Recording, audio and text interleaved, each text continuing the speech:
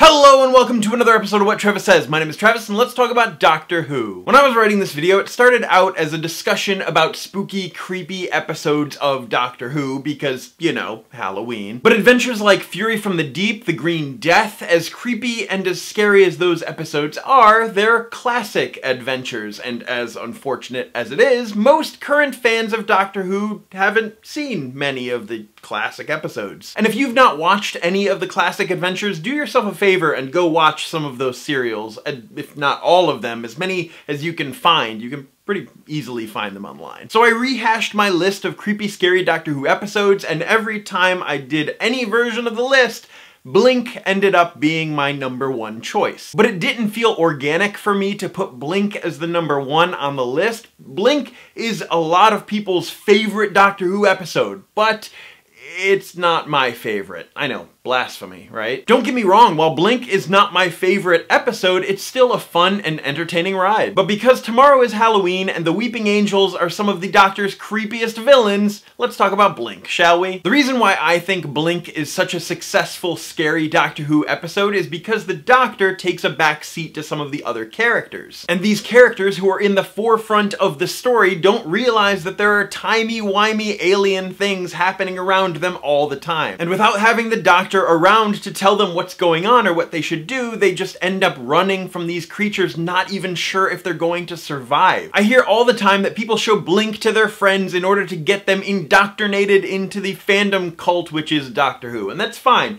Expand the fan base however you want. Blink works as a standalone episode because these characters are experiencing the Doctor's world for the very first time, much like your friends who you're exposing to this wide world of Doctor Who. Even if you know nothing about Doctor Who, the episode Blink sort of walks the characters through what's happening in the story, the way that they learn about these creatures, and understandably are very freaked out with these angels. The reason why I don't show Blink to my friends to expose them to Doctor Who, though, is the same reason why it works so well as a standalone episode, because there's very minimal Doctor all throughout the story. Blink is a great story, but I show episodes of the Doctor coming in at the last second, figuring everything out, saving the day, swashbuckling, and just being all around awesome to show my friends who have never watched any episode of Doctor Who, because the Doctor is supposed to be the biggest draw of the show. Companions come and go, the Doctor regenerates, the TARDIS even changes. The interior of the TARDIS even changes, but the Doctor is the one constant character throughout the entire series. That's who this story is actually about. Plus, it's rather refreshing watching a very confused Doctor through the entire episode try to piece things together until the very end. So, back to Blink. Sally Sparrow and company get this warning from the Doctor that these angels aren't actually statues that were carved from stone. They're fast, faster than you can imagine, to always keep watching them, and to never blink. It's one of those things like breathing. Once someone comments on how often you breathe, you start noticing how often you breathe, and when somebody says not to blink, you start noticing how often you need to blink. Speaking of which, your tongue can't seem to find a very comfortable position in your mouth right now, can it?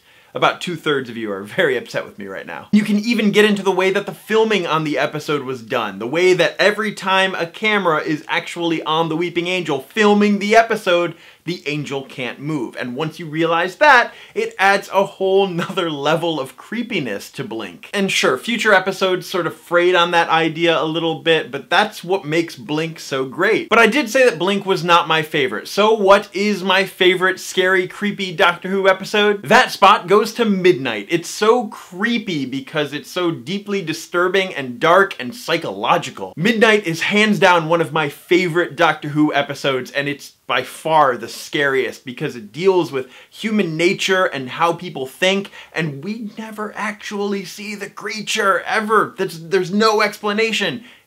It's gone. In the comments down below, let me know your favorite scary, creepy Doctor Who episode. I'm expecting to see some like Listen or Blink or The Empty Child. But as for me, I'm going to go watch Jigsaw, and if my friend's verbal review to me was any indication, it might have something to do with tomorrow's video. I've always been a big fan of the Saw franchise, and tomorrow is Halloween. It's very fitting. As always, my name is Travis. Thank you for listening to what I have to say, and you will see me tomorrow.